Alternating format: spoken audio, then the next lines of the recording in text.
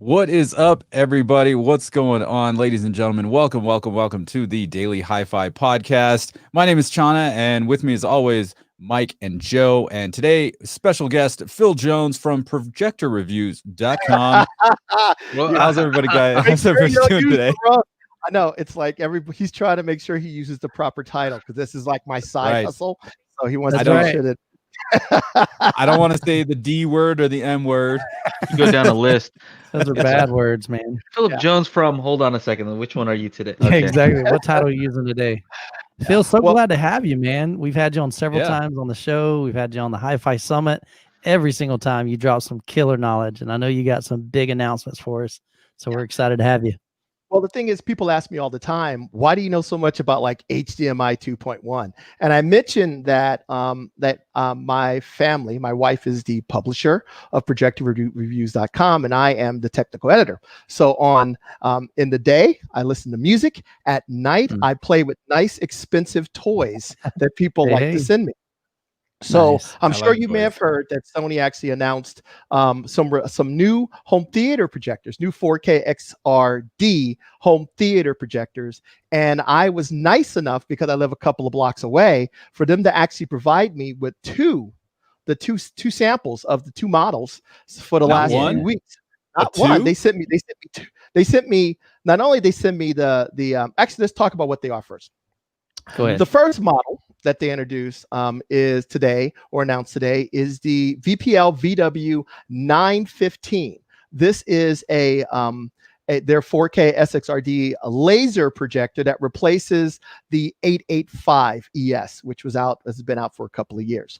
And then they also are replacing the VW615 with the new VPL-715, which is what I have here.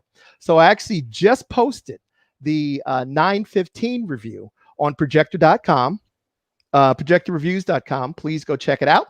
And I still have the 715 because I'm going to actually do a side-by-side comparing this year's VW715 with the 695 to see if all of the hype is worth it. So pretty cool pieces. So 915ES, is that the one? That's... Yeah. Well, there's another one above it, by the way, which I'm trying to be nice and talk them into letting me get.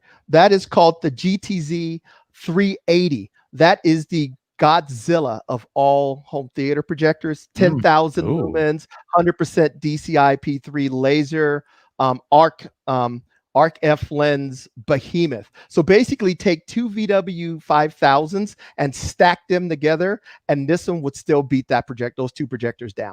So that one's going to retail for about, I think, 90,000. So I'm trying to get them to let me borrow that. Can you imagine 90K? Nice. 10,000 lumens. It's like Oprah. You get a lumen, everybody gets a lumen, right? So everybody. Love it, dude. So yeah. So there it is, baby. So that's the one that I just reviewed. And cool. And the reason why I wanted to talk to you guys about these projectors is, for a long time, in my humble opinion, HDR did not look good on a projector compared to what it looked like on an LCD or an OLED.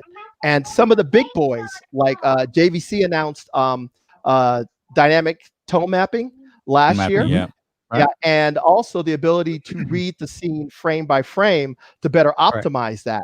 Well, Sony has a habit of introducing revolutionary new things with some obscure name. So they came with a new name called the Dynamic HDR Enhancer. And what that is frame by frame analysis and tone mapping of HDR10 content. It's actually utilizing a projector optimized version of the X1 processor that is found on their big boy TVs. Because for a long time, the TVs were not only getting smarter when you talked about your Amazon features, but they were also getting smarter and smarter when it became to video processing. And it's nice to see, after many, many years, they're taking some of the brains of those big bad TVs like the Master Series and starting to incorporate that type of processing firepower in the projectors. Inside the projector.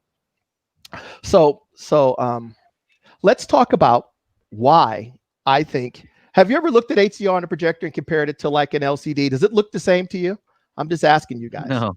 No. And there's a reason for that. There's a certain amount of brightness that you actually have that's built into HDR content. And if you were watching, say you were watching an old Blu-ray, an old DVD, an old TV show, there wasn't a lot of brightness in that content. It was maybe 0 to 100 nits. That was the brightness. 100 nits. Well, guess what? If you have a 2000 lumen projector on a 100-inch screen, you could pretty much, with a little bit of gain, you could hit that. So you had enough brightness to get all of that grayscale and brightness information that was in that content you could see on your projector. Now, what are HDR movies mastered at? 4,000, 1,000. You know, 1,000, 4,000. There's a couple random ones at 10,000 because 10, they're like, hey, let's do it. Let's just do it. At 10,000 nits. But a projector, you're lucky to get maybe 200 out of it. So now you're trying to fit 4,000, like a regular Blu-ray is 4,000. You're trying to fit 4,000 nits of brightness in this limited amount of range. And that has a huge impact on the way it looks. There's this thing that we ran around when I worked at Sony. I had a battle flag and I ran around talking about what was called color volume, which is the color gamut was how wide the colors are. So think of it as Ferrari red. But you also have to look at the luminance, Ferrari red in the sunlight, Ferrari red in the shadows. That is what gives you color volume. And what makes HDR look like HDR is a pretty wide color gamut, but it's not the color gamut. It is the insane amount of brightness you are throwing at the colors that makes them pop, that makes neon look like neon. And before, it never did it. These poor projectors can't do that. And that's always been an issue. So it takes actually a lot more thought to get HDR to look good on a projector than it does on a flat panel TV. So no, totally. So, because I know that, I think, Joe, you have a couple, you play with projectors too, right? I think you have a couple. Yeah, I have a few in here, and I know what you're saying when it comes to HDR. Sometimes it just doesn't look right, you know. So I have a BenQ HT3550. I have the TK850, and they do what they call HDR Pro, but it's not. Yeah, you know, I don't know if it's not doing it frame by frame. I don't think. Yeah, well, yeah, it takes a little bit of brains to do that. But think of it this way: have you ever? A lot of times, let me ask you. A lot of times when you watch something on Netflix, would you rather watch it in SDR or HDR most of the time on those projectors? Yeah, so a lot of times I would prefer to watch it in SDR because sometimes the colors just don't look right. It's like overly saturated. Like, why does that guy look like he's steaming hot? You know what I mean? The skin color just looks like super red. In the dark. And also, a lot of times the overall brightness is low. Like you look at it and you go, "Wow!" Like you'll look at the menu on a projector playing HDR like Netflix, and the menu is super bright. And the second you hit play on the movie, what happens to the brightness? It gets dark. Because when you have a projector, you have to kind of balance what you're going to do because you want to keep some of those bright highlights, right?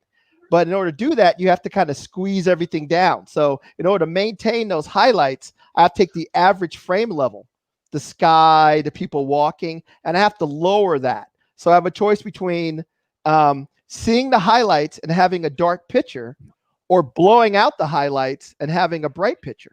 And you don't really get, and that's always been the biggest challenge.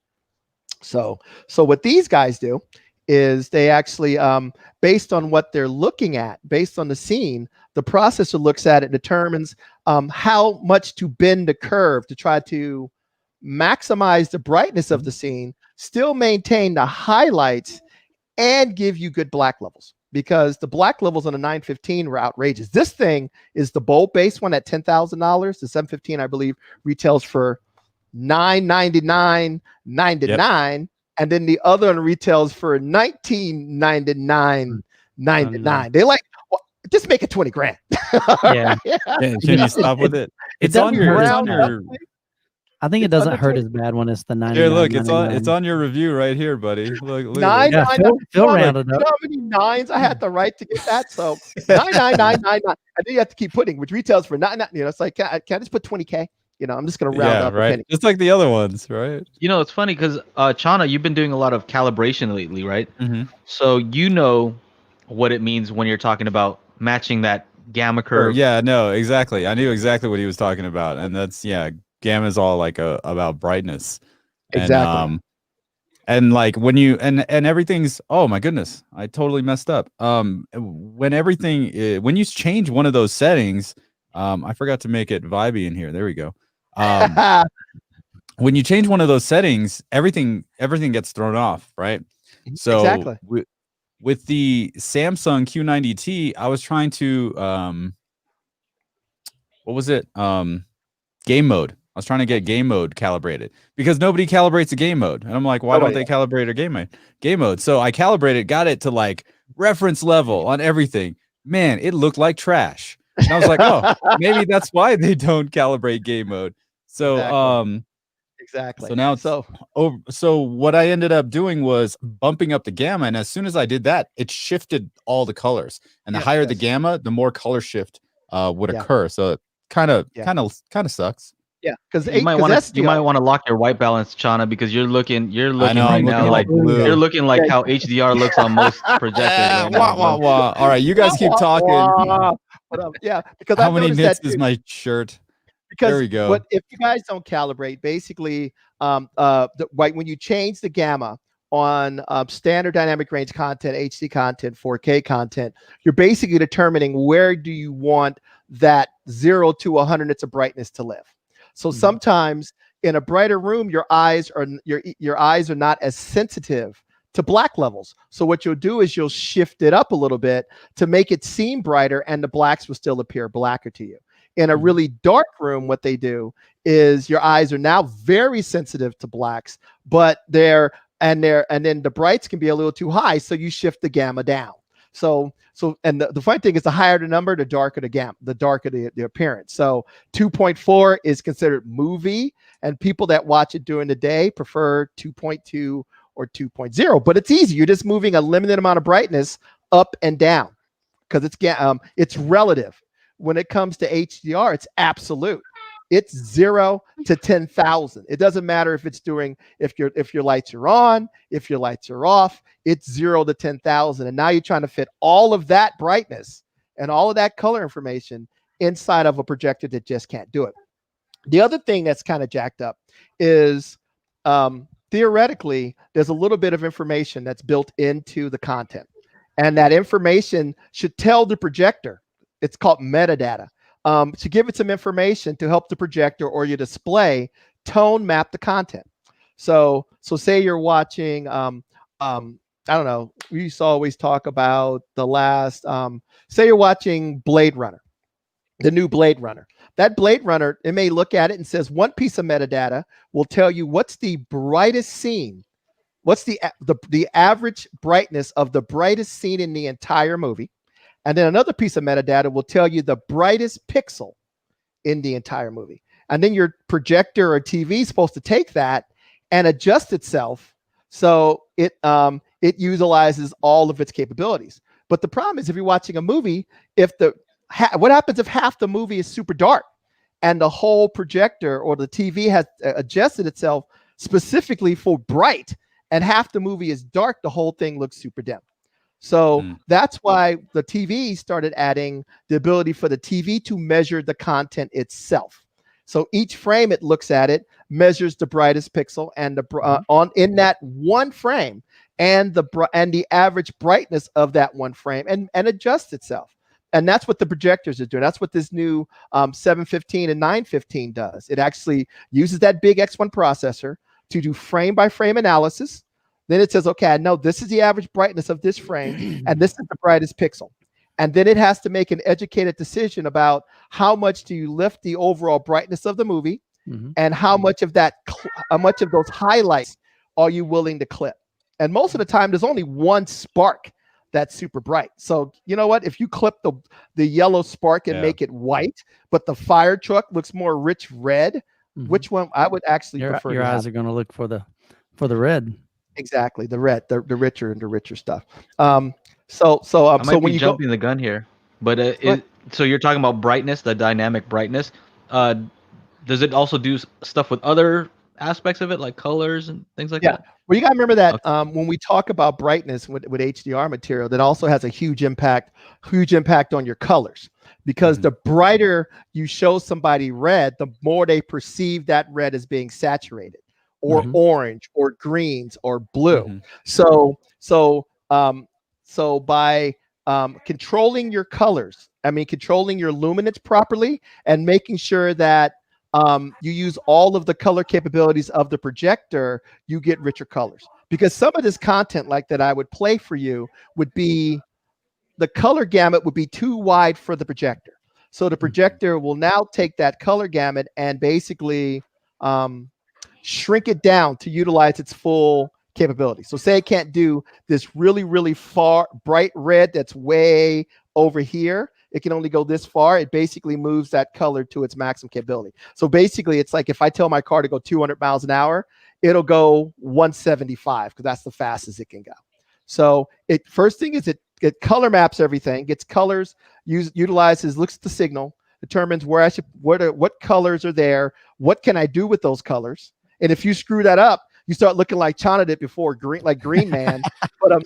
But the goal is to get once you get the colors in the right, you utilize the maximum that the color capability the projector can do. Then it's how do you apply the limited amount of brightness that the projector can apply. One day you want to have to tone map, because there's some big news TVs that do 4,000 nits out the box, so there is no tone mapping on Blu-ray content. And I tried to calculate it. I think on a 120 inch screen, you need 15,000 lumens on a 1.3 gain screen to get to 1,000 nits. So I'm hopeless at this point with my 150 inch screen right now. But don't worry about it, because I was, like I said, for a long time, that's why I was like, HDR is great on OLEDs, it's great on LCDs, but I just wasn't a fan until I started seeing some of the advancements that you see coming from, like I said, the JVC I saw last year, and I kept poking Sony like, dude, come on. And then so I was very happy that they never tell you anything until it just shows up, And Nobu, who's one of the guys there, and they come up in here and he's telling me, oh yeah, we have this great new feature, and he's going through it and they're doing the little roundy thing. And I was like, stop. Is that frame by frame HDR tone mapping? And he goes, yeah. I'm like, why didn't you just call it that? why does it have to be dynamic contrast, enhancer? Why don't you just call it frame by frame dynamic contrast enhancement or whatever? But I will tell you that they make a big difference. And when we post our review, the competitive one between the 715 and the 695, I have two. I'm going to set them up side by side on one screen, and we're going to split the HDR signal, and I'll show you how much of a difference it makes. That the scene is brighter, the blacks are deeper, and you can see more details in the highlights. It's crazy. It makes a massive difference in the overall performance. Some other things, of course, the upscaling is going to be better. Anybody who's ever had a Sony TV knows that they're pretty good at upscaling. They've been making 4K stuff forever, so the upscaling is better. And there's a bunch of other features. There's a game mode, of course. By the way, the game mode has less lag at 4K than it does in HD, and that's because it's a HD panel. So whenever you run something it's a 4K panel. If you run something HD, it has to upscale it. Right. When you upscale it, you're adding lag. So when you get your brand new PlayStation or even a current PlayStation or Xbox, and you're playing the game in 4K, you will have less lag than if you play them in 1080. In 1080. Yeah. So someone said, Phil's hooking. You've been telling him I was going to hook him up with free stuff. Knowledge. Yeah. That's all you get. Knowledge. Is your wife the boss? Is one of the other questions. Yeah, my wife is the big boss. Yes, she tells me what to do, and I just go do it. And I get to hang out in my room. This is my office, and that's the best part, right? That's the best part. And mess around. I actually have a Kaleidoscape that I just did a review on. I'm never giving it back. They're gonna have to repo it. But and I just sit here and I get to play with some of these great new projectors, and I'm looking forward to some of the other ones. But I will tell you, the main thing to get out of this whole thing is HDR is going to get better. And the replacement, the 915 is going to retail for pretty much less, several $1,000s less than the one that it was replacing retailed for when it first came out. So your black levels are better than mine. I need to use my dynamic iris. My dynamic iris. Hell no. Here. It's called a good camera, my friend. There we go. There we go. And the fact is, I still got my screen to come up. Come on, man. And you can see the little light twinkling. Isn't that nice? Very ambient. So too bad we can't show you anything because we would get sued if I show you any content. But imagine. Just imagine. So which projector is that? Have we gotten into which one that is sitting next to you? So this one is the 715. The difference between the 915 and the 715 is the 915 comes with, it has a laser light engine, which means 20,000 hours, and everything else, and it's rated for about 200 lumens more. The 715 utilizes a traditional bulb-based light system, and it's rated at about 18. Now, people a lot of times you look at some of these less expensive projectors, you'll see that they're rated much brighter than something you would see from either Sony or JVC. But it's about the blacks that really make the difference. Like an OLED is nowhere near as bright as an LCD TV, but the contrast looks higher because the black levels are better. When you spend more money, the reason why this costs 4 times more than an entry level unit, or double or triple the price of a pretty good LCD projector, is an SXRD projector like this one, or a DILA projector like the JVCs. Just do better blacks, and because they do better blacks, it makes everything pop. It's almost like silence is your base for music. And the quieter the room is, the more dynamic everything seems. Blacks are your bases for video. The darker the black base that you start with, the more richer and vibrant and more dynamic the picture actually appears. So that's what you're paying for as you move up. And they both have dynamic irises. The main difference is just the laser light engine. There is a model above the 915 that they're going to continue that doesn't have dynamic HDR, and it costs a lot more. And that is pretty much because of the lens they use in it. It's called an Arc F, I believe is the name of the lens. So that model, the 995, will continue. But but you're paying for that lens. It's the same lens they use in all of their higher end models. But 915, 715, this one here, I've been playing them both. I think this is the steal. Because yes, you got to deal with a bulb, but picture-wise, it's very close to the 915. The 915 can modulate its laser. It's a laser. So on top of the dynamic iris, the blacks are, it can turn basically the laser up and down rapidly. So dark scenes, they can just basically clamp down on the iris and turn down the laser in a split second, so your blacks look better. So it does have a little bit better black level. If you have a darker room, you'll see it, but you pay twice the amount of money. So So the question is, but Chana's Chana's balling. What's 20 grand versus what's 20 grand? What are you talking about? I just bought new DJ gear. I'm not buying anything else. Actually, I bought the DJ gear in February. It just finally arrived. So I don't know. Maybe I'll buy something. I don't know. Chana's got enough stuff around the house. He could sell and I could sell and then buy something. Yeah, no, totally.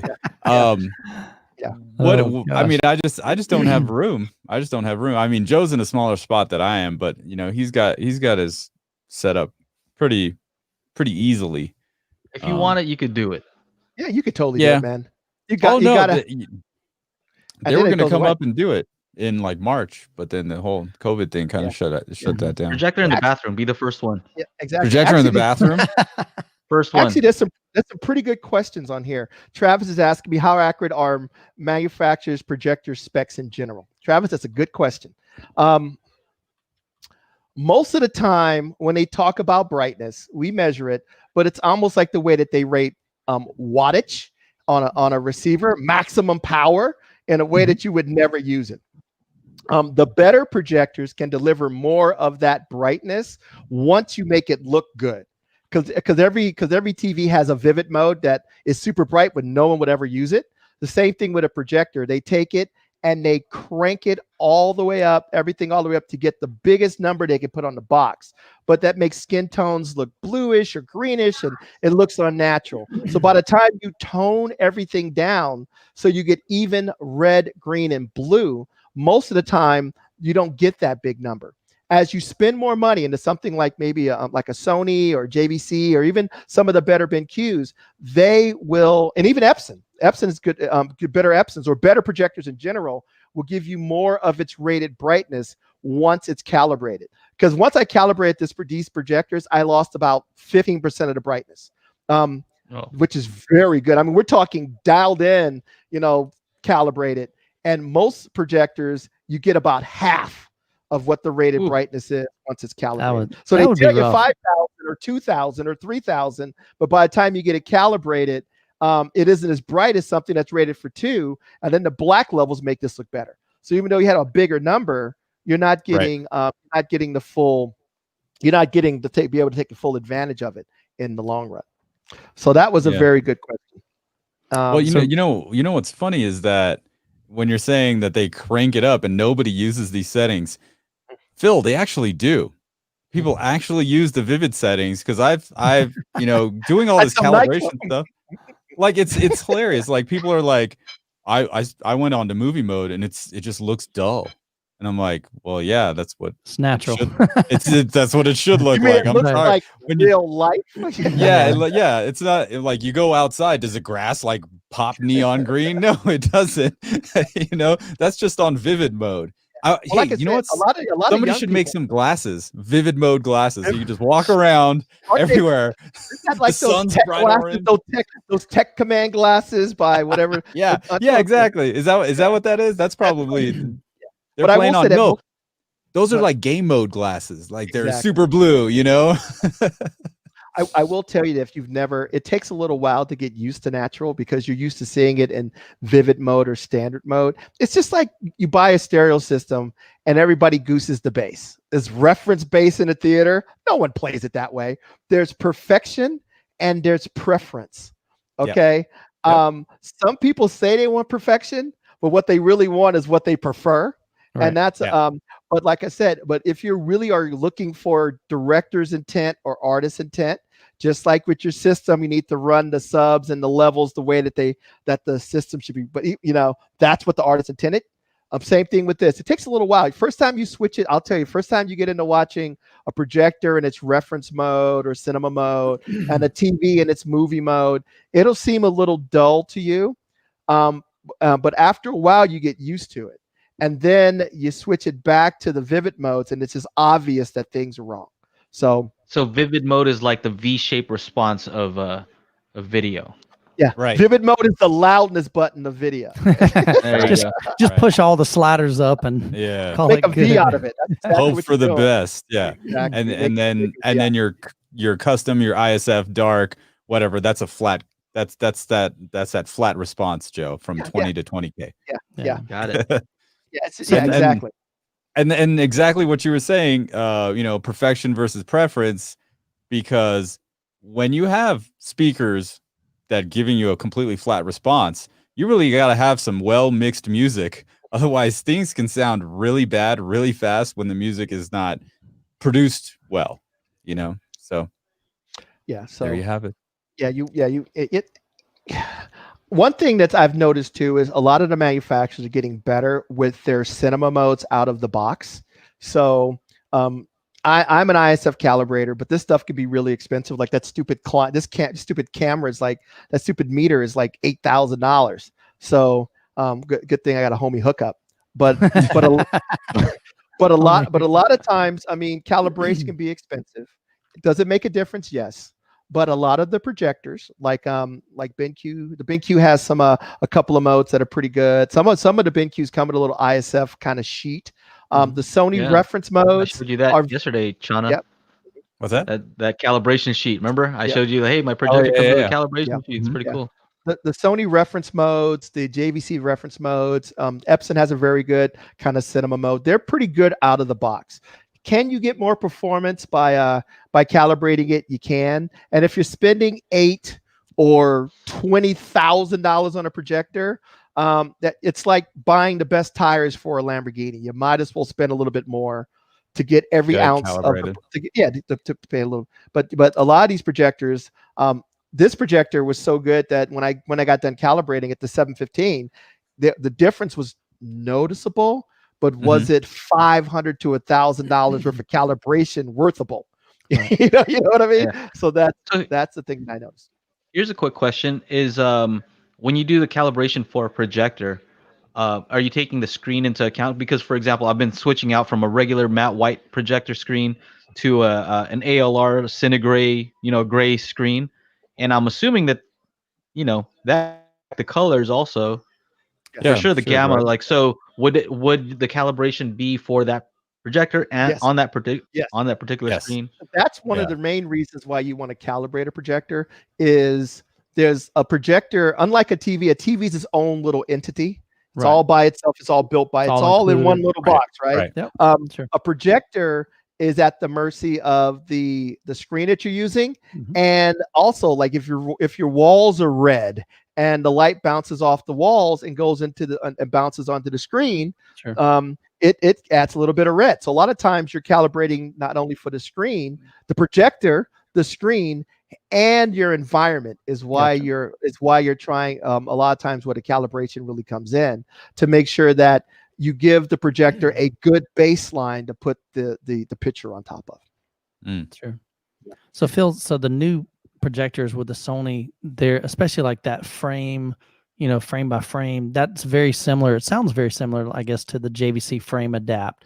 Is that kind of the same concept of what they're doing? Is they're looking at each individual frame and trying to make the best adjustments in the projector? Yes, they're both looking. They're both looking at the frame by frame by frame. That's the main premise. But then each manufacturer has their own idea on how you do it. Sure. Because there is no written in stone on what's the best way to do it. How many highlights do you keep? How much of the dark details do you sacrifice to do it? So each company has their own thing. The 915 not only does, like I said, the frame by frame analysis, but it also is playing with your iris and your laser modulate, the modulation of your light engine to try to. One thing that I've noticed, and from the pictures that I've seen of the two side by side, is it's brighter. It has better black levels, and the highlights would be reserved. One thing that I miss is if CEDIA had happened, Sony normally does a side by side, so we get to go in and of course you got to take any manufacturer's demos with a grain of salt, but it is kind of nice to see to watch them make their case about the different projectors and why one. And like I said, there's a reason why one projector is $5,000, one projector's $6,000. The JVC I believe is 18, and the 950, the big JVC NX9 is 18, and this one's 20. Now you have to look at it and say, do I want the higher native contrast of the JVC and the better optics that's on there, or do I want the this type of tone mapping and the laser light engine that gives me, I don't have to worry about a bulb for 10 years? And you have to look at that and say, what is the best? There is no 100% correct way of doing anything. It's just each company makes their case, and you determine, do I want 18 for the JVC or 20 for the Sony? And is the enhancements that the Sony giving me worth the additional $2,000? Yeah. So. Wow. So there's a lot more options, huh? Yeah. Now in these price ranges, and you brought up CEDIA. That was supposed to happen this week, right? Yeah. Yes. I know because I actually booked a hotel room like months ago, and like I got an email last week saying, "Hey, for your Colorado or your Colorado trip," I'm like, "Whoa, I gotta cancel that." That's right. But I think the best part of CEDIA, especially for me last year, was hanging out with you, Phil, because that was awesome. And like we were just hanging out, or I saw him in line for the Klipsch had the BTS demo, the behind the screen where they have the all the speakers, just a wall of speakers behind the screen. And he's like, have you seen this? I'm like, yeah, I already saw it. And then we were just talking about whatever. And I was just like, oh, screw it. I'll go watch it again. And then while we were sitting there waiting, he's like, hey, have you been downstairs?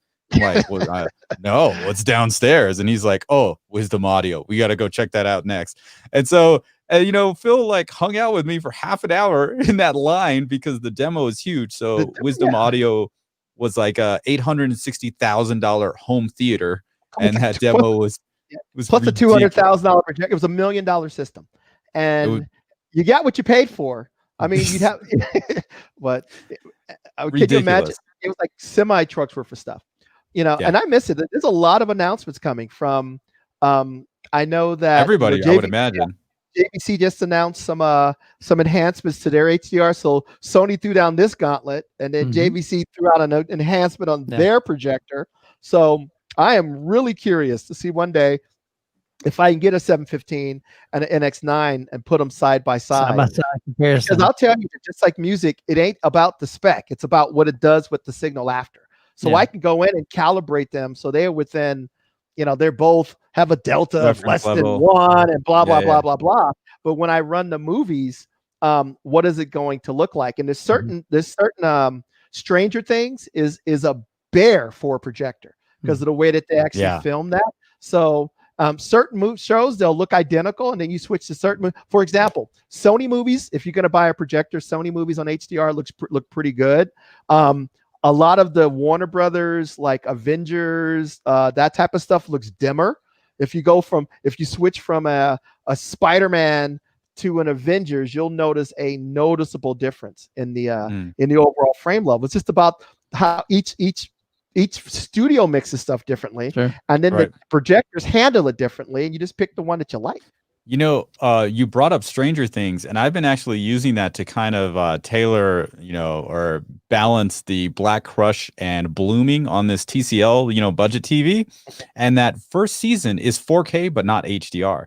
And that's very interesting the way they did that, because the other, seasons are 4K with HDR. But that TV handles 4K HDR way better than it does 4K not SDR. So it's just have crazy. Dolby? There's like little things. Is it a Dolby Vision set? That one does have Dolby Vision. Yeah, because then Dolby does all the work for them. One of the reasons why that makes sense. Dolby Vision exists is because remember we said that you have to have the information so the display can make an educated decision on how to fit all of that color and all of that brightness in its limited capabilities. Now, Dolby Vision gives you the answer key. The Sony and the JVC does the mathematics themselves. So a lot of times, less expensive TVs or companies will go to Dolby Vision because they don't have to figure it out. They can just have Dolby. The Dolby system helps the TV figure it out. On the higher end TVs, the LGs, the Sonys of the world, the Panasonics of the world, a lot of times they can do the mathematics themselves. You don't have to tell me that 2.2 plus 2 is 4. I can figure it out. So a lot of times that's one of the reasons maybe why that TV actually looks better the other way, which is kind of funny. I have a quick question, Phil. Me and Tristan over here kind of going back and forth about BenQ and the calibrated modes on there. Have you reviewed any of those, and like how good are the? I've had an opportunity to play with a lot of brands. That's one of the benefits of doing this is I get to play with a lot of toys, and I think for a value system, the BenQs offer a lot of bang for the buck. You get what you, like I said, you get what you pay for. Sure. It gives you a lot of bang. I actually do a review that they ask that on our website. If you go to projectorreviews.com, gotta do that. Gotta do a little shout out. I took a $599 BenQ and put it against one of those $299 buy it from Amazon things. And I projected them both on the same screen. And every photograph you see in that review, it's a VenQ versus BenQ thing. And it is shocking what the extra $300 will get you, So take a look. Now you can't calibrate. DLPs are harder to calibrate than an LCD because you're talking a color wheel spinning around, and also the purity of the light. LED is harder to calibrate than some of the other ones, because a lot of them, in order to have good color, you got to have even red, even blue, and even green. But the problem is the bulbs and the lasers in these things, they use blue lasers, and then they use phosphors to try to generate the other colors. So you get this massive amount of blue and very little green and red. So what do you have to do? Turn down the blue to make a match. Hits the reason why your 5,000 lumen projector is only 2,000 lumens once you get it all to match. So they start adding extra colors, maybe a blue and a red, and then they use a phosphor to make the green. But the green is where to perceive, so until you buy the big guy, the big Sony, the GTZ380, has a red, green, and blue laser in it, which is why the colors are nuts, and it maintains, like they say, it's 10,000 lumens at DCI-P3. No color filters, no nothing, because of the fact that you're actually using individual 3 separate lasers for color. Wow, that's crazy. I think it's 3. It's at least 2, but I believe it's 3 actually for that big guy. That's like that's like TVs with the RGB subpixel structure, right? Triluminous, but it's like laser, and it's you know. Yeah. So all these things, even in a flat panel, they use RGB LED backlights. They use triluminous, which is or they use quantum dots. All of that is trying to take a single color backlight and trying to give you even red, green, and blue to give you a wider color spectrum. The question is, does Phil sleep? Never. Now I can take a nap. So sometimes he'll wake up in the projector room like, what? What happened? Man. What happened? That actually happened to me last night. I was editing a video. It was like midnight, and my wife went to go shower, and somewhere in the middle of her shower, I just like, what? I'm like, oh, I'm still here editing. I'm like, man, I must have passed out for like 10 minutes. That's funny. So Phil, we got a question. All you guys have multiple jobs too. I think that's kind of the gig, right? Okay. Yeah. So what was the question, Mike? So here's a question here. It says, Mark says, how does a panamorph lens help with brightness, or does it help with brightness? Do you have any experience with that? It doesn't. I've played with them. I don't see an increase, a perceived increase in brightness, because theoretically you're using the entire imager on a 17. These are 17:9 displays. If you look at, if you buy a DLP is not really a 4K. It doesn't. If I take a high-speed photograph of it, you're not seeing 4K. By using wobulation, by wiggling the mirrors, they're moving so fast that you perceive 4K. It'd be difficult. You cannot tell the difference. You're not seeing it, but it's only showing you, maybe 5K or 4.5K. It's just wiggling. But a DLP projector only shows you one color at a time. But you don't say it's a one-color projector. It shows you red, it shows you green, it shows you blue, and maybe it shows you yellow, and it's spinning so fast your brain stitches it together. So if I'm wobbling it so fast, you see perceived resolution of 4K. A native 4K display like the Sony and the JVCs actually use a cinematic aspect.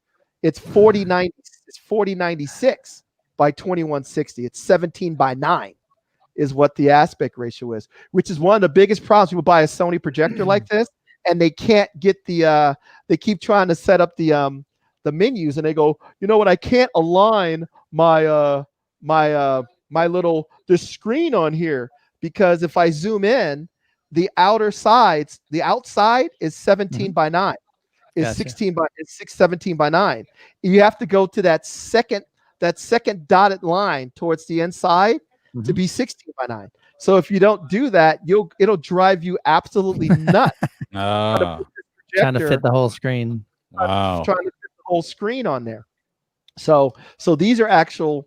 So when you use an anamorphic lens, you get to use all of the pixels in this thing, all of the light in this thing, but it's going through another piece of glass. Gotcha. So the question is, after you go through the other sheets of glass, how much of that additional light are you actually going to keep? Is it might be a trade-off there? Yeah, gotcha. Yeah. So A says that I thought Phil was just an audio expert only, but wow, keep it up, man. Oh, for you guys that didn't know, My original job was the product information manager for Sony Electronics, and I specialized in while audio was part of my gig. I spent a whole lot of time dealing with OLEDs, LCDs, and projectors. I used to do if you would go to the projector shootouts at CEDIA for several years, I was the guy that did them. Dual 180-inch screens, 6 or 7 8 projectors on stands, and we would do side-by-side comparisons with hundreds of people in the room. So I missed that. I was looking forward to going there and being now I could be the cynic in the back going, did you cook that demo? Let me see the settings on that display. This is a great recommendation, actually. Shauna, what do you think about this one? Optimus. Everyone. Thank you for the super chat, by the way. Yeah. Believe me, I've already pointed that out, Optimus. I was like, please. somebody needs to resurrect Oppo. That's what I have down here. I have an Oppo Blu-ray player as one of my pieces. But these days, a lot of companies are getting out of the disc business because streaming content is getting better. And then those who are really stepping up. I have a Kaleidoscape, and now those are stupid expensive, but they're worth the money. They're worth the money. And as a reviewer, being able to do like a preset list, and have it just run through the same demos every single time, so you can compare, is just. I mean, awesome. maybe it was made for reviewers in mind instead of actual consumers. Well, Phil, you shouted Kaleidoscape out twice already. In this podcast, they might as well let you keep it. And actually send on to each of us as well, I think. Maybe. We should all get them. It should be like Oprah. You get a Kaleidoscape, you get a Kaleidoscape. I'm down with that. Yep. How are we? I mean, there's a cheaper one called the Zapiti. Yes, 4K Pro. I want to do a review on that one. And I would love I'm trying to talk to them about getting that piece and doing a review, because I also have a Plex server, and I've tried. I actually, that may be one thing that we're starting to branch out in, and we're going to branch out into at projectorreviews.com, is not just the projectors. We're going to start doing screens, accessories, as well as sources. So I may actually do a comparison of Apple TV, Roku, NVIDIA Shield. Like, what is the shootout of the ultimate streaming box? NVIDIA Shield for the win. I was going to say the Shield. I want to know what you think about the NVIDIA Shield with that AI enhancement. You know, where it's supposed to sharpen based on like AI. I'm kind of curious. Everybody seems to like it. The way I explain it, you don't like it? I haven't tried it. This is a $10,000 projector. It will sharpen, upscale, whatever, any $200 thing or $300 thing. Sometime you can always try it. Like I said, you never know. But it says AI in front of it. It has to be better. It's got to be better. Yeah, dude. Just like when they put HD on all kinds of stuff. Yeah. Like I got HD in my milk. Like why? Like what the fuck? Maybe it has turbo too, because they always put that. Turbo. I'm curious though. I'm actually Turbo I have an NVIDIA Shield 4K. I'm curious to see how it works, because they're claiming to like I think, who was it? Chana, didn't TCL like have a demo where they were saying like, hey, it can tell what's on the screen, and it does optimize for what. They all have it now, because Dolby Vision came out with an AI thing, so it's on everything. So it reads. So on the TV, it reads like grass, so it enhances the picture for grass or sky, lizard, or whatever, or food. Lizard. Well, I hate to say it, but that's the way an X1 processor has been going forever. It's called X Reality. Yeah. There's a database of shapes, textures, and things in the chip. The chip looks at what's the signal and compares it to the database and says that's not what trees look like. Trees look like this. So that's the reason why I was so excited when I found out they were going to start putting these bigger processors into the projectors. Yeah. So that type of stuff has been going on high-end TVs like Sony's for a decade. You know? I mean, it's an X1 AI chip then.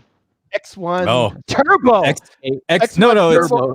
We have X1 Ultimate, so it's got to be X1 Ultimate Pro Turbo AI. Let's there it is. That. License it. Let's go. There's the X1 chip, and then there's the X1 Ultimate. The main difference between those is the X1 Ultimate is they're going to put it in the $90,000, the big guy, the Godzilla, the Projector, GTZ380, and what that has is not only scene by scene, but also does object by object analysis. Wow. So it looks at when it's doing its upscaling and things like that. Now it looks at all of the objects on the screen, and it can determine whether that's film grain, whether that's fabric, every object on the screen, and then frame by frame by frame. Wow. So that's why you need bigger processors, because the more signal analyzing you're doing, the bigger the firepower is required. Oh, we have a question from Joe. Yes, I will say that's what the NVIDIA Shield claims to do. Like, the AI is supposed to be able to tell what to sharpen within the frame, right? And funny thing is their Tegra chip is actually called X1. So it's the same chip that they use in the it's an X1 Plus actually. It's the same chip that they use. Yeah, same chip that they use in the Nintendo Switch. So pretty powerful processor on that thing. Gotcha. I'm gonna buy a new NVIDIA Shield Pro just to play with it. The reason why I use it is I use it as a media player because I just load content directly into it, and now I got this little portable surround sound demo box that I can carry around with me. Because if you know what you're doing, it's pretty easy to kind of rip a disc. you know, I can't tell you how to do it. Plex server on the NVIDIA Shield. Call me when you get the Pro, and I'm very curious to see what you think. Call me up, and I want to know. I'll probably buy it right after too. I think, like I said, I love the one that I already have. So so hopefully the new one's a little bit better, because it's a pretty good thing. So somebody's asking about the refresh rate. Yeah, I think his question was tied to HDMI 2.1 and 4K 120. Is that something that's necessary on a projector? Number one, and I was really heartbroken. First thing, you ain't gonna see an 8K projector for a long time. There's some pixel shifting ones, but it's a 4K play. You're not gonna. It's gonna be a long time before you see a. Look, I'm in 8K. I'm in 8K. I promise. Exactly.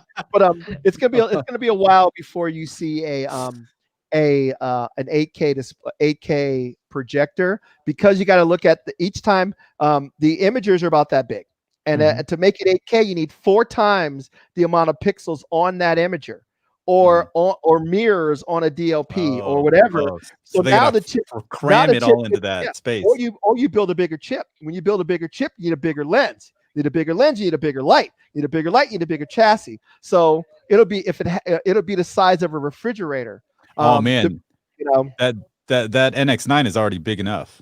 Exactly. So that's the first thing. So what I was hoping for is there are some projectors that can handle that. The native refresh rates in a lot of projectors are 4K 120. The inputs are only 60. So I was hoping that they were going to do 4K 120, take that part of the HDMI 2.1 specification and give me 4K 120 input for gaming. But I have not seen it. The other thing I wanted was, where's my variable refresh rate? Where's my auto low latency mode? Why won't if the TV smart enough to shift from video mode to turning off everything for game mode? I would like that. So I don't need eARC on a projector like this. Maybe on a if you get a projector like the LGs that have their own internal apps built in, like Netflix and Amazon, you want it. But on a projector like this, if I could have variable refresh rate and 120 frame per second and auto latency mode, I would have been a happy camper. So I was hoping that I was going to see that, but next model, man. Next model. Next year. No one's doing that this year. Yeah. Well, I mean, isn't it hard to game on a projector anyway? Like, are the for like first person shooters and stuff like that? Isn't the input lag fairly slow? If you get a good projector, they're faster than a display. Oh, really? A lot of the big that GTZ380 and the VG $80,000 one. Okay. And the VW5000s and even the 995, there's professional versions of those that are used for flight simulation and stuff like that. So the if you feed it its native resolution. Remember, one of the advantages of the fact that it wasn't very smart when it came to video processing is the signal went in and out really fast. The second I go in and do color analysis, and I do object analysis, and then I do color gamut expansion, then I do luminance correction. By the time it gets out to the lens, a lot of processing and lag. So you either got to put a super fast processor in it, or like when you go into the game mode here, it starts switching off some of the things in the basically it's all game mode does is turn off a lot of the processing to get the signal through it as quickly as possible. So if you have a 4K game system like a PlayStation, a PS4, or an Xbox on a projector, epic, because that's what I use in my house with my kids. It's epic. So projection. That's why you're always being kicked out. Exactly. We're on the phone. He's like, "Hey, my kid's kicking me out of this room." So he can go play. He just got the brand new NBA NBA 2K or 2K. My teenager plays that all the time. He just got the 2K. So I'm not. That's the reason why I'm in here, because he's not. And you know what's happening? I'm getting random emails in the middle of the night from Microsoft saying thank you for your $40 purchase. I'm like, what is this nonsense?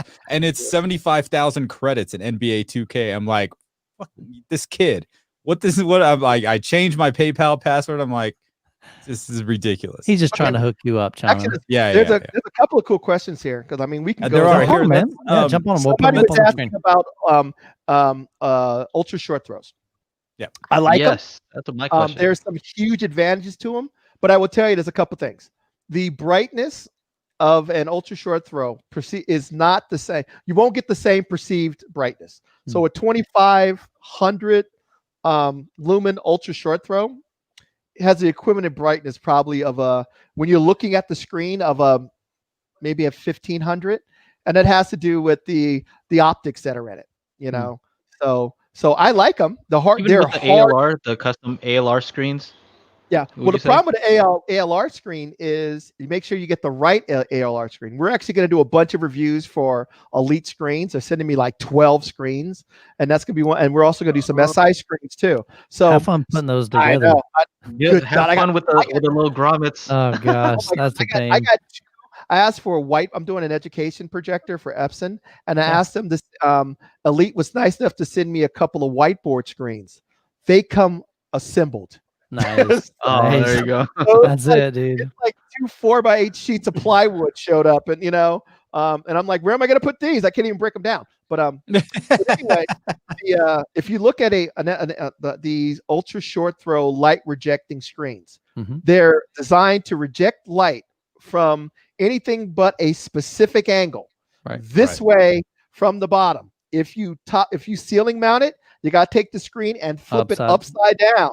Because it only accepts light from a steep angle.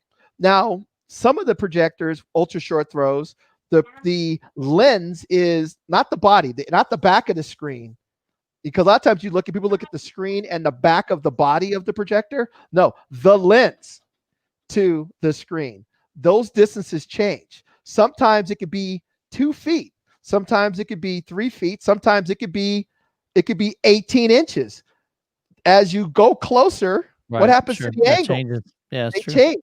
So if you're going to buy an ultra short throw, you need to make sure that the ambient light rejecting ultra short throw screen is compliant with the angle that your projector is generating.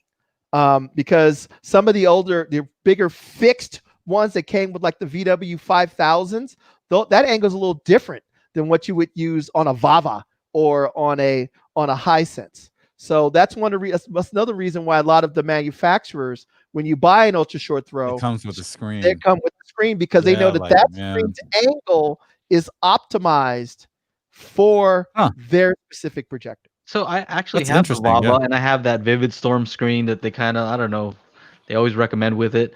And it looks bright to me. It looks brighter than. So I have the TK850 3000s. Lumen is what they claim, and this one I think is 2500. But the Vava ultra short throw looks brighter to me on the Vivid Storm, right? On the Vivid Storm. What's the gain on the screen? I don't know, but it definitely looks brighter to me, and like it can reject all kinds of light. Like I turn on my studio lights, and I can still watch stuff, and so I like that. My problem with the ultra short throw, the corners, those are soft. I don't know if every single one's like that, but there's some softy corners on there. Remember we told you what the most expensive thing to do in a projector is the optics and the light. Those are really, really, really expensive. Because if you think about it, if you use a DLP chip, there's only two of them, a 0.47 and a 0.66. Those are the two 4K chips, right? Everybody uses the same chip if you use a single chip projector, but one projector is $10,000 and one projector is $500. What you're paying for is the light engine and the optics, and that's why if you look at like something like this 715, it's expensive because it has horizontal and vertical zoom. It's got better optics to try to keep your objects everything in focus.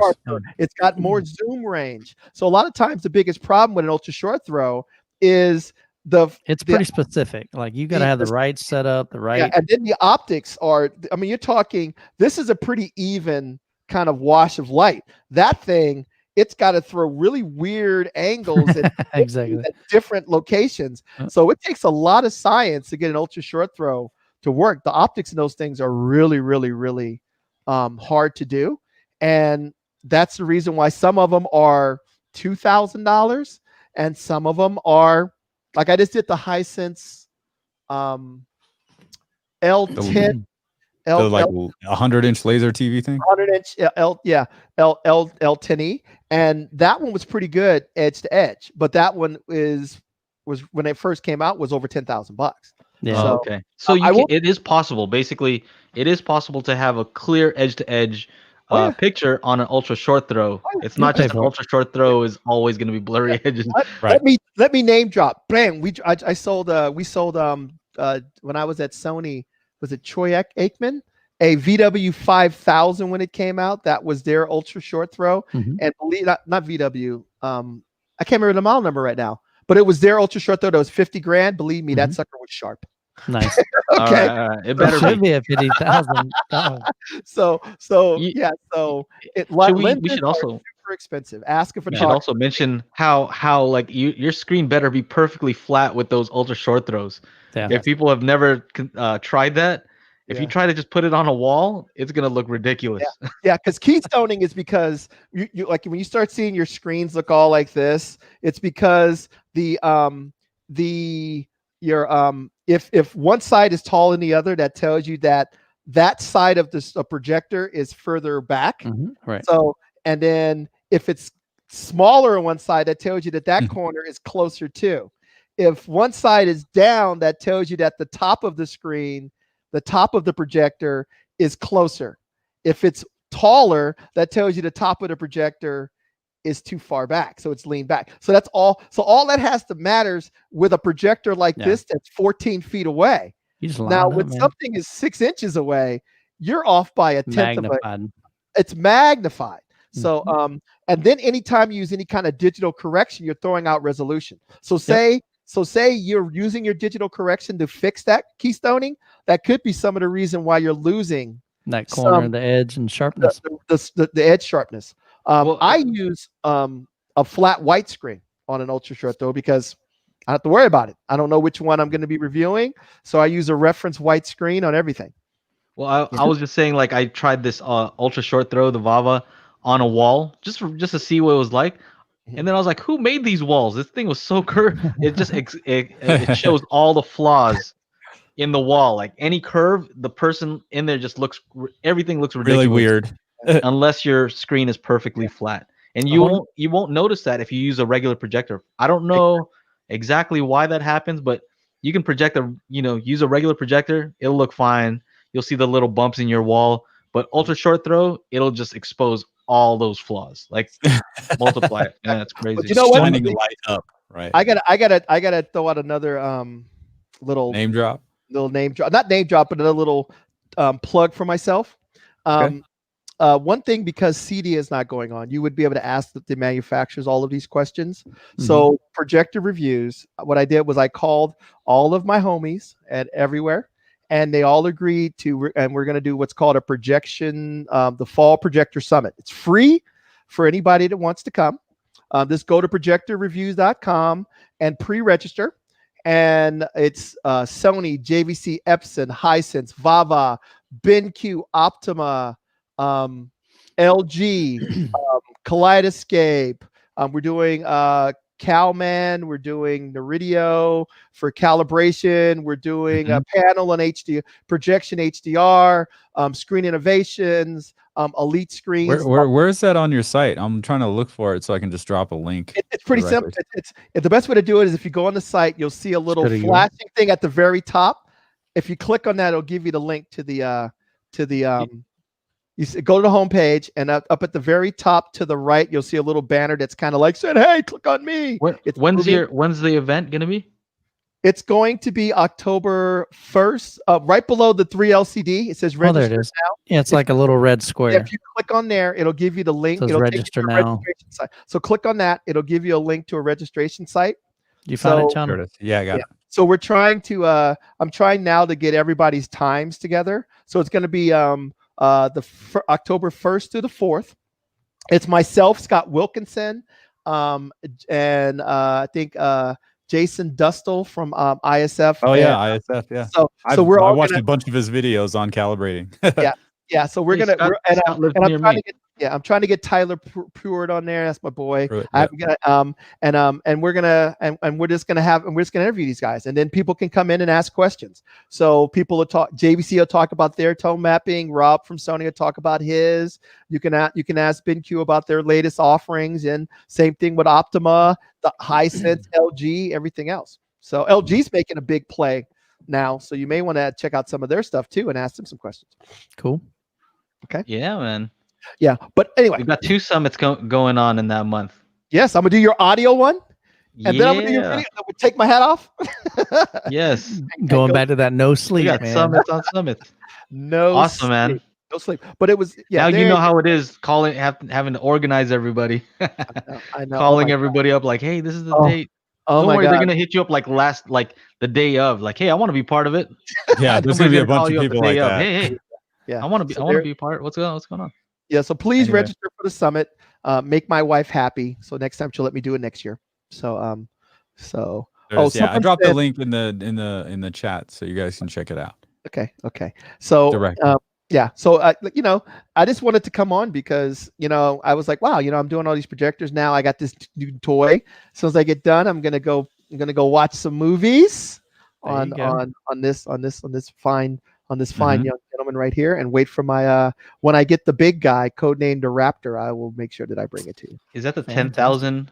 Yeah, I think that's the name for the big guy. It is the $80,000 one. 80,000. Yeah, 80. I think that's what the price is. I got to look at my own spec sheet. There's so many projectors. What is it? Yeah, 80,000 without lens. Wow, without the lens. You still need a lens, bro. You still need a lens. It's funny, when I was at Sony, the biggest complaint that we had was you didn't make a projector that was expensive enough. They made one at $25,000. People say it's not expensive enough, so they made one for $50,000. And they were saying, because there are people out there that build $1 million theaters, right? Sure. Wisdom Audio, or Trinoff, full Trinoff this and 30 channels and 9 seats and then they wanted a projector. So 30 speakers and 9 seats. Oh, I gotta love it, dude. Everybody gets that dome around them. Exactly. So that was one of the biggest complaints is people want, because there are the Barcos and the projection designs of the world, but there's a level of reliability that comes with buying a higher end Sony. Especially if it's based on the one that was in a movie theater, why not? So yeah. Hey, there's a Phil knows everything. Yeah, totally. There's a super chat from Anthony, and he was asking about selling his Sony AV receiver for the new Yamaha, and the reason would be the Yamaha has 3 HDMI 2.1 inputs. It's around $600, so around the same price. I saw it. But earlier, there was also another question to kind of piggyback off this. Do you know if Sony's coming out with any new receivers for 2020 or 2021? They haven't told me yet. The best way I can explain it to Anthony, unless you got, the Sony probably has ARC on it right now. It may have ER. If it has, unless you're going to go out and buy more than 2 or 3 inputs and you run out of inputs on the back of your TV, keep your receiver for a little while. I mean, I work for a company. That's my main job. Is bread. That's my main bread is working, is doing that. And I will tell you that if you have eARC, the reason why you're going to buy it is for things like variable refresh rate and things like that. But if you're just going to buy a PlayStation and you're going to plug it directly into the TV, there isn't. Thanks, SI Services. There isn't much of a reason to make that jump. Like I said, I was looking at some of the big pieces that we sell that at my other company sells for all of the other things, DTSX Pro and dual speaker preset and all that stuff was the reason why I was gonna step up. So I wouldn't step up solely for the HDMI 2.1 capability until there's a large amount of 2.1 sources. You know, the game system's going to cost more than the receiver if you buy two of them. Yeah, it's getting there. And they're buying a TV. Like I don't know. People like still have money laying around because $8,000 TV to go with $1,200 for games. Right. And buy it more than a $600 receiver, please. And they're buying the $600 receiver because it's got 3 HDMI 2.1 ports. Now here is the thing that I told people in a video not to jump into any kind of electronics at the end of the year for 2.1. And it just dawned on me when I had this Samsung, and then Vizio made the same mistake. All right. If you're one of those hardcore gamers that have or are planning on buying both, and you have a PC with the new graphics card that can run 4K 120, whatever it is, and you need 3 things. So let's say you buy this, either the new Vizio OLED that was just released or the Samsung TVs, anything with one HDMI input, HDMI 2.1 input, they made the mistake of not making it 2 HDMI 2.1 inputs and one of those being the designated ARC port. They made a huge mistake there because if they had the one console and the one TV, they're fine. Let's say they got the second console. So the 2.1 input is not the ARC input. Correct. So what happens now is if you upgrade to an AV receiver and you have all those 3 things going into your AV receiver, now you cannot get eARC from the TV to the receiver because it's not the same port. Yeah. And people are like, that's not a big deal. I'm like, no, that's a huge deal. That's why you should not buy any of these things this year. Yeah, that's a huge point, because say you have a one-off proprietary 8K thing in your TV. You need to get that signal back over to the receiver and surround sound. So you need ARC or eARC. Now you plug everything else in to the receiver. You need to send that stuff back to the receiver. So right now you have to have 2 inputs, and no, you can't even do that. I mean, you can. It's a pain in the butt. It's just weird. It doesn't make any sense. The Denon has a workaround because it has 2 8K outputs. Yes. So you can do one going up to the HDMI 2.1 input on the TV and then one going to the ARC. You just have, but I mean, is that really, I mean, come on, let's be real here. No, it's like a exactly. So, and I still stand by it. If you want HDMI 2.1 and you're going to buy a new TV, wait till next year, because the perceivable difference between 4K 60 and 4K 120 gaming, let's be real, it's going to be very small. You're barely going to notice a difference, and there's going to be 2 to 5 games max on both consoles this winter. Exactly. Yes. Stop the FOMO. And most people are gonna just are gonna pick the ray tracing at HD at 120, and it'll look better than 4K. So what were you gonna say? So I have a question here from Stop the FOMO regarding the Denon AVR A110. And so I know that you're a projector guy, but maybe I'll let some of these other guys over here answer. But he asked, can you confirm whether this flagship can serve as a 4K 120 switch if we plug in multiple next-gen gaming HDMI 2.1 devices to it? Samsung TVs only have one HDMI 2.1 port, so this would help immensely. Sadly, the X6700H only allows for one 4K 120. I will say that you will find the same video board, 2.1 video board through the entire lineup of Denon and Marantz products. So that's 1 in, 2 out. And all of the other inputs will support VRR, auto low latency mode, upscale to 8K. They're all 2.0B.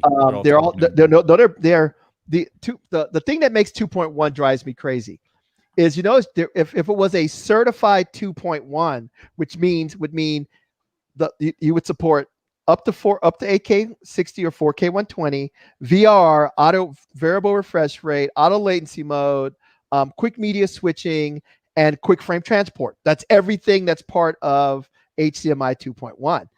Hence, there is no certified product. You have features, which is why they make you go ultra high speed, and then each feature has to be labeled individually. So all of the inputs on a lot of receivers will support everything but the higher bandwidth to support 4K 120 resolution. or the resolution part of it. So there's one that supports the resolution, and all of the other inputs support everything else but the resolution. Yeah. That's pretty good. You seem to know quite a bit, considering you're just a projector guy. Just a projector guy. I will say that I have been lucky enough and blessed, from whether working at Sony or now at my current gig and in doing this, that I do have. It's not the fact that I'm super knowledgeable; it's just the fact that I'm the poor sucker that has to connect everything to everything else. You got to figure it all out. So I've tripped over everything, connecting TVs to projectors to receivers, processors to amplifiers. So it's more about, I've made every conceivable mistake in a small and narrow field than the fact that I'm an expert. So you're an expert. Lots of knowledge, man. Yep. Yeah. So hopefully, the main thing is, I'm happy about these projectors. I'm looking forward to this one. I want to see the new LG. Is a new LG coming? I want to see that sucker. I'm definitely looking forward to playing with having a JVC Sony battle for the ultimate HDR person. And I'm gonna. The nice thing is, it's funny, on the website I can actually post side-by-side imagery of actual movies, but we can't do it on video, because I was gonna set the whole thing up, and I was like, oh, we can't do that. But on the website I can actually do it. Yeah. Now technically, I guess we could. I haven't got in trouble with. We could. They don't really pull no audio. Basically, they for the most part they. Oh, I have. I got hit by the content popo come knocking on the door. Typically, zoom in more. They'll demonetize it. Sometimes I'll get creative. I'll like Joe. I'll get a different angle, and you don't leave it there for too long, and you just got to try to work around it. Yeah, I think it was BBC blocked my whole Oppo UDP-203 review because I was using whatever birds flying and stuff like that from was it Planet Earth 2? Yeah. So, did they block the video or just demonetize it? They blocked it. They just said blocked world. Your video's blocked worldwide. That sucks, man. Because that's a lot of work. So much work, man. So I deleted that video, went back in, and every time I showed the screen, I just put up a black thing. That was it. That's funny. What I actually am going to do is just take my Sony camera down to the beach, and you can shoot my still, and you can set it up to shoot. There's a camera app that makes it shoot. It's like stop motion, and I'm just going to shoot raw, and I'm going to shoot my own. Oh, there you go. 60p ocean stuff, and I'm going to grade it for HDR and have my own HDR content. Look at Phil, man. So now he's a video editor, color grader. Believe me, if you guys want to, I know, right? I know I actually have helped people do that. Do their own 4K and HDR. What do they call it? Time lapse. If you have a good Canon camera or a good, call me Chana. I hope you make your own content, your own homemade content. So, well, it's funny because I was getting these TVs from B&H, and somebody wanted me to review an 8K TV, and I'm like, well, what 8K content is there? So I actually reached out to this guy from Savage Stock, and I was just like, hey, can you make me, because he sells stock 8K HDR footage. I was just like, oh, this looks sweet, and there's some like cool, really cool, weird shit that he's got up there. So like, yeah, I reached out to him. He's like, yeah, man, I can try to get a reel for you together. So I don't know. all these things are in the works that people don't know about. A lot of stuff happens behind the scenes here at being a content creator. Yes. The other thing too, I would tell you is somebody's asking me about my other gig. I'm doing some sessions Wednesday night and Friday night. If they go to my YouTube channel, there's normally a video that talks about the different things that I'm doing. And one of them happens to be about the new Marantz product. And then someone asked me about the 110 series. Mm-hmm. We talk slightly about that, and then we're going to do a whole session on that in October. But I will tell you, a whole thing tomorrow too that we're supposed to do. All of us. Oh yeah. About the Marantz stuff. Are we going to get paid for that? I don't think so. You gotta sit in on this lesson. You know what I mean? Yeah, going to class or something. I think I'm going to be the one talking. Are you doing the presenting? That's so we're going to see you, Phil. Oh, I got it. Might as well do it right after this then. Yeah. Yeah. But Phil, I'm assuming that's your Sound United training. Is that right? Yeah, Sound United training at youtube.com. And then check that out. And then for projectors, I'm really going to ramp up the projector reviews. We have our own site too, projector reviews on YouTube. Please subscribe. I'm getting ready to load that up too. So I think we'll be able to really start providing. Can I search for it right now or no? Yeah, if you do projector reviews, it should come up. It's the old logo. Phil, I can't tell you how many people I've referred to your HDMI 2.1 video. Like a lot of times people ask questions. I'm like, you need to go check out this video. It's an 1.5 hour video, but Phil drops like all the knowledge on HDMI 2.1. So it's on your Sound United training YouTube page. Fantastic. I'll try to find, let me see. I'll try, where is it? It should be, and that's the whole thing is the problem with having a company called Projector Reviews is when you Google search Projector Reviews, exactly, everything comes up. So I think if you do maybe Projector Reviews Inc. or something, let me see. How do I bring it up? See if I can bring it up. Because I type in projector reviews and it's just a bunch of nonsense projector reviews. Yeah, you should get that YouTube guy, Youth Man or some crap. Oh, here he goes. Inc. You're right. It's Inc. Yeah, I'm going to subscribe right now. Look, 6,000 subscribers. Good job. Yeah.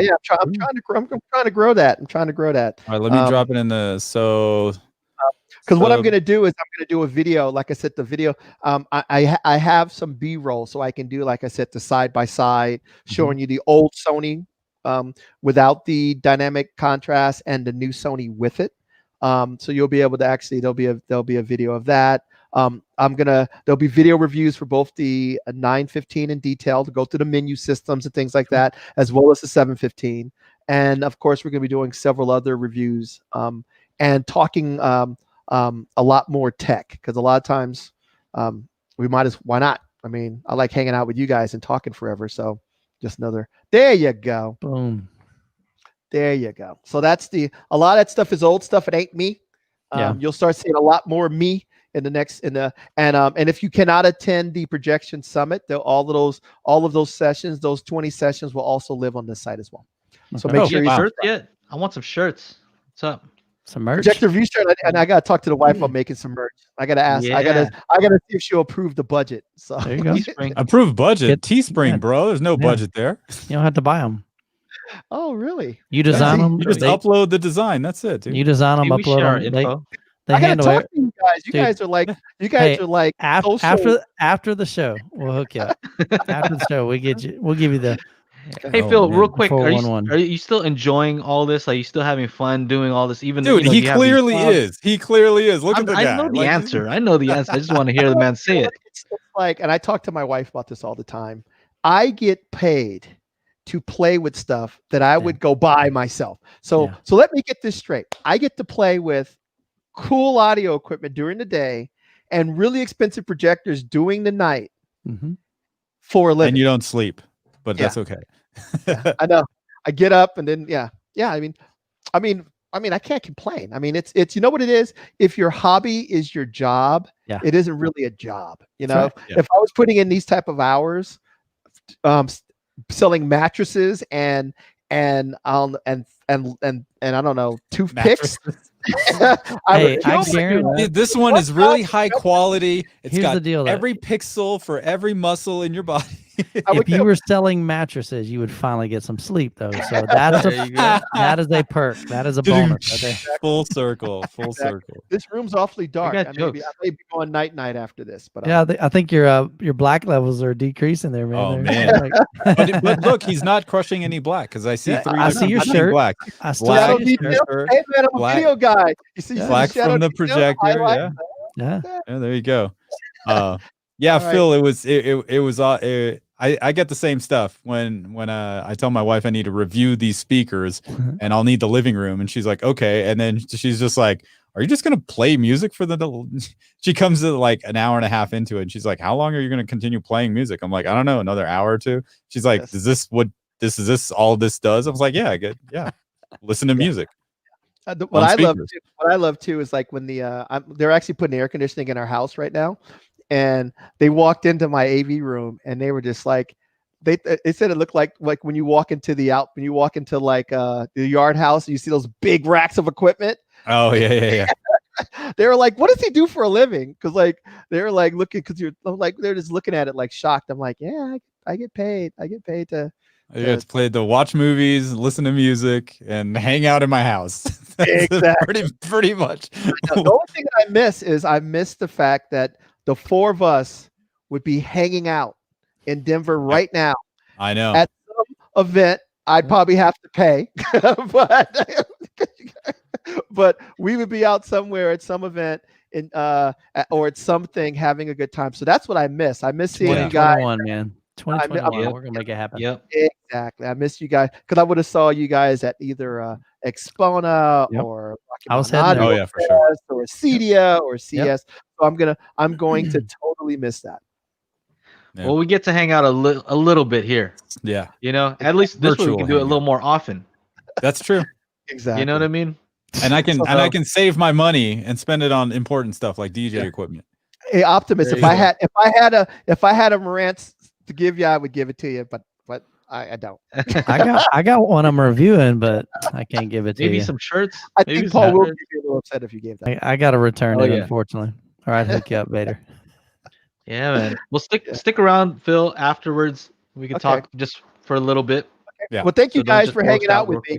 Phil, you're always welcome. I'm always excited, and when I get new toys, I'll make sure that I tell you that I bring them on and we talk about them. Like when they bring. I think if everybody doesn't know that all the other videos and articles about these new Sony projectors, nobody actually had the projector. No one has it. Phil's the only one with the projector. So if you want to see the first actual detailed hands-on review, projectorreviews.com. Eventually there'll be other ones. I haven't put the calibration pages up yet, so I'm gonna put the measurements up in about a day. So if you want to know what is the actual color gamut percentage of DCI-P3, I will put that up there for you. I love the way you said that. Like it actually matters. But I will actually put all of those little numbers up there for you as well. Oh, by the way, one last thing. Don't ever use somebody else's numbers that they use to calibrate their projector on your projector. Because if my room is red and your room is blue, you're going to screw up your projector. Okay. So how does that work with the BenQ's, their calibration? Is it just like, how does that work? What they're saying is that in a reference room, in their reference room, black room, that they got the colors close within a certain margin of error. You would still, if you could, calibrate it if you in a room that maybe has colored walls or a different gain, or like a different gain screen. But it's just showing you that out of the box, like this one, out of the box, the colors are pretty dead on. And now it's just because what else are you gonna, it's just those other things. But a lot of times I don't like giving you too many of the calibration things because it'll do you more harm than good. You just need to know that you can get it there. So this is what came out of the box, and this is what you can do if you take the time to get it there. So Phil, it almost sounded like earlier when you were talking about the difference between projectors and TVs, the TV wouldn't matter because that's all inclusive and the outside isn't affecting that. Is that true? There is still, it isn't as affecting a little bit, but like I said, room colors do have an effect on it. Even a TV. Okay. But it isn't going to be as dramatic as a projector. It just isn't. And then also, remember, all you're doing with calibration is giving your display device a reference 0. Okay, because all of the mathematics the projector, the TV uses is based on 0 is 0. And sometimes because of differences and variations in panels and stuff like that, your 0 is actually -1. So you have to kind of give the give the projector a reference number. Right. That's all that CMS stuff is, just to give it a reference 0. Now I know what actual white is for me, and now I know what actual red is for me. I can apply all my stuff. And that's all the reason why you calibrate. So next time you're down in Florida, if you want to like come and show me some of those cool techniques on my NX7, what we could do is maybe I'll jump on here with Justin, and we'll give you. Actually, Justin probably wants to get paid, but maybe I'll jump on here with maybe Vincent or something, Vincent Tio, and we can maybe say just here's some basic. I'll come back. Hold on. Techno Dad, how's it go? How does it go? Vincent? My name is Vincent Tio. I am a professional calibrator and TV reviewer. If you, I used to watch some of his videos. But the problem is, he does have jokes. But the problem is, his voice is so monotone. I fucking fall asleep like that. Like if I really need to go to sleep, or if I'm like up on a graveyard shift, I like do one of these in my chair. I'm like, what? I love the jokes. I love his dry delivery because the jokes are just like kind of just pop up out the blue. But maybe I'll come back and we'll do. He's a nice guy though. I met him at a Sony event, and he's really nice. So we're gonna do some speaker setup and receiver setup ones for my other job, and maybe I'll come back and maybe we'll spend an hour just on basic tips when you have a TV or when you have a display you could do to get the most out of it. Awesome. Utilizing the most basic tools that are out there. So maybe we can do that. It's a poor man's make it look better, cool. But it doesn't replace your calibration. Okay. Once all this clears up, I'm going to call up Scott Wilkinson. He's like 5 minutes away, and we're like, hey, can you show me how to do some of this calibration stuff on my projector? He won't even write reviews for me. He'll write big fancy papers on technology, but he doesn't want to touch he doesn't want to touch a scope again for the rest of his life. So. All right, gentlemen. Yeah, man. Yeah. So, very good. Fun, man. We're at hour 30. Chana, do not hit leave studio. Okay? I won't. Okay. All right. We got to fill you in on. Yeah. Thank you guys so much for hanging out. This is the Daily Hi-Fi Podcast. Again, more exclusives dropping on this podcast today. So just like all the other days, you guys definitely need to be here.